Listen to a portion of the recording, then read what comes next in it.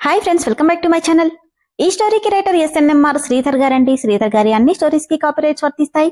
ఆయన పర్మిషన్ లేకుండా యూట్యూబ్ లోనే కాదు మరే ఇతర సోషల్ మీడియా నెట్వర్క్ లో కూడా ఆయన స్టోరీస్ ని అప్లోడ్ చేయడానికి వీల్లేదు. దయచేసి అలా చేయకండి ఫ్రెండ్స్. అలా చేస్తే లీగల్ గా చాలా ప్రాబ్లమ్స్ ఫేస్ చేయాల్సి వస్తుంది. అలానే ఈ స్టోరీస్ చదువుతున్న వాళ్ళైనా వింటున్న వాళ్ళైనా మీరు మరే ఛానల్లోనైనా శ్రీధర్ గారి స్టోరీస్ ని చూసినట్లయితే వెంటనే నాకు కామెంట్ బాక్స్ లో మెసేజ్ చేయండి. ఇది పూర్తిగా శ్రీధర్ గారి ఛానల్ అండి. కేవలం ఆయన స్టోరీస్ మాత్రమే ఇందులో ఉంటాయి. కానీ కొంతమంది ఆయన పర్మిషన్ తీసుకోకుండానే పేర్లు మార్చి వేరే ఛానల్స్ లో స్టోరీస్ ని అప్లోడ్ చేస్తున్నారు. శ్రీధర్ గారు దాన్ని అసలు యాక్సెప్ట్ చేయరండి. దానికి తగినట్టుగానే ఆ ఛానల్ మీద యాక్షన్ తీసుకుంటారు. దయచేసి మీరు అలా చూసినట్లయితే నాకు వెంటనే మెసేజ్ చేయండి. ఇక లేట్ చేయకుండా వీడియోలోకి వెళ్ళిపోదాం ఫ్రెండ్స్. ఎస్ఎన్ఎంఆర్ శ్రీధర్ గారు రాసినటువంటి ఈ రాధాకృష్ణ అర్పణం 199వ భాగం. ఎందుకు కొట్టావు నన్ను? ఏ, నేనన్న దాంట్లో తప్పేముంది?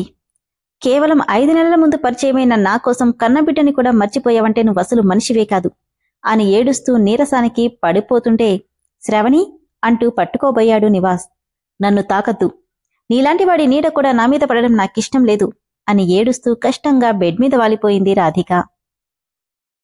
ఆమెనలా ఏడుస్తుంటే చూడలేక బయటకొచ్చి సరయుకి కాల్ చేశాడు నివాస్. బాబుని సంజయ్ లోపలికి తీసుకెళ్లడంతో వాణ్ణి ఎలా నిశ్వాస్ దగ్గరికి చేర్చాలో తెలియక సోఫాలోనే కూర్చుండిపోయిన సరయుకి నివాస్ కాల్ చేయడంతో ఫాస్ట్ గా బయటకొచ్చి ఫోన్ లిఫ్ట్ చేసింది. ఏమైంది? బాబెలా ఉన్నాడు? వాణ్ణి నా దగ్గరికి తీసుకొస్తున్నావా? ఏంటి తీసుకొచ్చేది అంటూ సంజయ్ తనని కొట్టడం చెప్పగానే ఈ సోదంతా నాకెందుకు, నీ వల్ల అవుతుందా లేదా? ఏయ్, తమాషాగా ఉందా?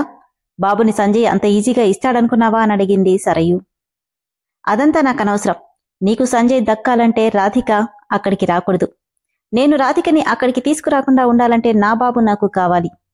నువ్వేం చేస్తావో నాకు తెలీదు. ఎలాగైనా బాబుని నా దగ్గరికి తీసుకొచ్చేలా చెయ్యి అని చెప్పి ఫోన్ పెట్టేసి మరో నెంబర్కి కాల్ చేశాడు నివాస్. హలో, నేను నివాస్ని మాట్లాడుతున్నాను అనగానే చెప్పండి సార్, ఎప్పుడూ లేంది మీరు నాకు కాల్ చేశారేంటి? నీతో పని పడింది. నాతోనా? అవును. అదేంటి సార్, పోయినసారి మీకు ఆపోజిట్ కంపెనీ గురించి మీకు వార్నింగ్స్ ఇవ్వడానికి వస్తే మమ్మల్ని కొట్టి పంపించారు. అలాంటిది మీకు మాతో పనేంటి సార్? ఏయ్, నేను ఫోన్ చేసింది వాళ్ళు నన్ను బెదిరించమన్నట్టు మరెవరినో బెదిరించడానికి కాదు. మరి మాతో మీకేంటి సార్ పని? మేము చేసేది ఇలాంటి దందాలే కదా అన్నాడు అవతలి వ్యక్తి. చెప్పింది ముందు పూర్తిగా విను. చూడు, నేనిప్పుడు మైసూర్లో ఉన్నాను. కాని నా బాబు ఒకడి దగ్గర ఇరుక్కున్నాడు. నీకెంత డబ్బు కావాలంటే అంతిస్తాను. వాళ్ళెవ్వరికీ అనుమానం రాకుండా నా బాబు సేఫ్గా నా దగ్గరికి రావాలి. అనుమానం రాకుండా ఎందుకు సార్? వాళ్ళని 4 పీకితే బాబుని మీ దగ్గరికి తీసుకొస్తాను. నో, అంతవరకు రానివ్వకండి. వాడి కళ్ళు గప్పి బాబుని తీసుకొచ్చే ప్రయత్నం చేయండి. ఒకవేళ కుదరకపోతే అప్పుడు కాళ్ళు చేతులు విరిచేసైనా నా బిడ్డని నా దగ్గరికి తీసుకురండి అని రౌడీలతో డీల్ మాట్లాడాడు నివాస్. కాని కిడ్నాప్ చేసినోడికి మళ్ళీ సెకండ్ ఛాన్స్ ఎందుకు సార్ అని అడిగాడు వాడు. ఎందుకంటే వాడు ఒక డీల్ పెట్టాడు. వాడి వస్తువు నా దగ్గర ఒకటుంది. దాన్నిచ్చి నా బిడ్డని తీసుకోమన్నాడు. నాకు దాన్ని వదులుకోవడం ఇష్టం లేదు. నా బిడ్డని పోగొట్టుకోవడం అంతకంటే ఇష్టం లేదు. అందుకే మీకు ఫోన్ చేశాను. మీకెంత డబ్బు కావాలంటే అంతిస్తాను. నా బాబు నాకు సేఫ్గా కావాలి అని నివాస్ అంటుంటే ఠీకే సార్, వాడి ఫోన్ నెంబర్ అడ్రస్ ఇవ్వండి. ఎలాగైనా అక్కడి నుండి బాబుని తీసుకురావడానికి ప్రయత్నిస్తామనడంతో సరేనంటూ ఫోన్ పెట్టేశాడు నివాస్.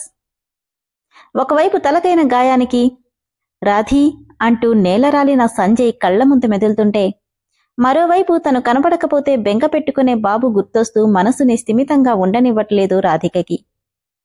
ఇంతలో శ్రావణి, నువ్వు చాలా నీరసంగా ఉన్నావని డాక్టర్ చెప్పారు. జ్యూస్ ఏమైనా తీసుకురానా?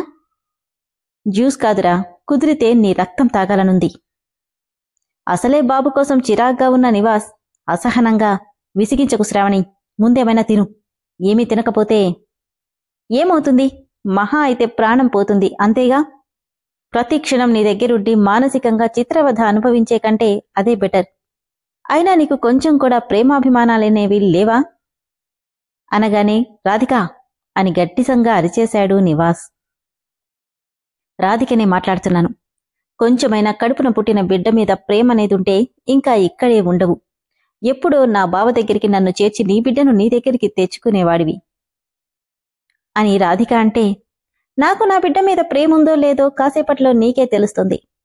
నా బిడ్డని వదులుకోలేను, నిన్ను వదులుకోను. మన ముగ్గురం ఎప్పటికీ కలిసే ఉంటాం. అనవసరంగా మాట్లాడడం మాని భోజనం పంపిస్తాను, తిని రెస్ట్ తీసుకో. నీ మాటలతో విసిగించావంటే నేనేం చేస్తానో నాకే తెలీదు. జాగ్రత్త అని కోపంగా చెప్పి నివాస్ వెళ్ళిపోతే, భగవంతుడా, నాకేంటి సమస్య? ఈ పిచ్చివాణ్ణి ఇప్పటికైనా నిజాన్ని తెలుసుకునేలా చెయ్యి. నన్ను నా బావ దగ్గరికి చెయ్యి.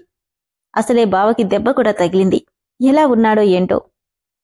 ఏ రక్తబంధం లేకపోయినా 5 నెలలుగా నన్నే వాళ్ళమ్మగా పూర్తిగా నమ్మేశాడు ఆ పసివాడు.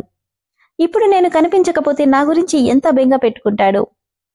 అనుక్షణం ఇలా చస్తూ బతికే కంటే ఒక్కసారిగా నా ఊపిరి ఆగిపోతే బాగుంటుందనిపిస్తుంది అనుకుంటూ తనలో తనే కుమిలిపోతున్న రాధికకి పక్కనే ఉన్న ల్యాండ్లైన్ రింగ్ అవడంతో ఏడుస్తూనే ఫోన్ దగ్గర పెట్టుకుని హలో అనగానే, ఏంటే ఏడుస్తూ కూర్చున్నావా అన్న సంజయ్ గొంతు వినిపించడంతో బావా అంటూ షాక్ అయింది రాధిక. రమగారు బాబుని తన రూంలో వదిలి సాకేత్, సవిత చిన్నప్పటి బొమ్మలతో ఇవ్వడంతో చిన్న చిన్న కారు బొమ్మలు బెడ్ మీద పెట్టుకుని ఆడుకుంటున్న బాబు కంటికి ముద్దుగా కనిపిస్తుంటే వాడి దగ్గరికి వెళ్లి కూర్చుంది సరయు. నిషాన్, ఏం చేస్తున్నావమ్మా? ఆడుకుంటున్నానంటీ. మరిందాక మమ్మీ కావాలని ఏడ్చావు? అంకుల్ నేను ఏడవకుండా ఉంటే మమ్మీ తొందరగా నా దగ్గరికి వస్తుందని చెప్పారు. అలాగా అంటూనే వాడి దగ్గరే కూర్చుని బొమ్మలతో వాణ్ణి ఆడిస్తుంటే దూరం నుండి వాళ్ళని చూసిన సంజయ్ రమకి, గౌతమికి వాళ్ళిద్దరినీ జాగ్రత్తగా గమనిస్తూ ఉండమని, బాబుని ఎట్టి పరిస్థితుల్లో సరయుతో బయటికి పంపొద్దని గట్టిగా చెప్పి వెళ్లాడు. నివాస్ చెప్పిన మాటను మర్చిపోయి ముద్దుగా కనిపిస్తున్న బాబుతో నిజంగానే ఆడుకుంటూ కూర్చుంది సరయు. నిషాన్, నీకు వీటికంటే మంచివి, కొత్తవి చాలా బొమ్మలు కొనిస్తాను. నేనొకటి అడుగుతాను, చెప్తావా? అడగండి ఆంటీ. ఏం లేదు, మమ్మీ నీతో ఎలా ఉంటుంది? తనకి నువ్వంటే ఇష్టమేనా? ఓ, మమ్మీకి నేనంటే చాలా ఇష్టం. నాక్కూడా మమ్మీ అంటే అంతే ఇష్టం. అవునా? మరైతే డాడీ ఇష్టమా మమ్మీ ఇష్టమా అంటే ఎవరిని ఇష్టం చెప్తావు? అప్పుడు కూడా మమ్మీనే ఇష్టం. ఎందుకు? ఎందుకంటే డాడీతో నేను ఆల్రెడీ చాలా రోజుల నుండి ఉన్నాను కదా. కానీ మమ్మతో ఇప్పుడే కదా ఉన్నాను. అందుకే మమ్మీతో ఇంకొద్ది రోజులు ఎక్కువగా ఉండాలని మమ్మీ అంటేనే ఎక్కువ ఇష్టం.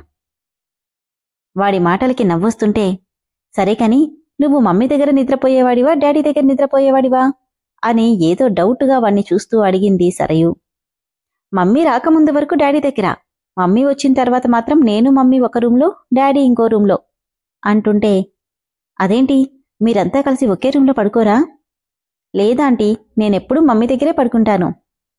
అలాగా అనుకుంటూ, ఇంట్లో మమ్మీ డాడీ ఎలా ఉంటారు నిషాన్?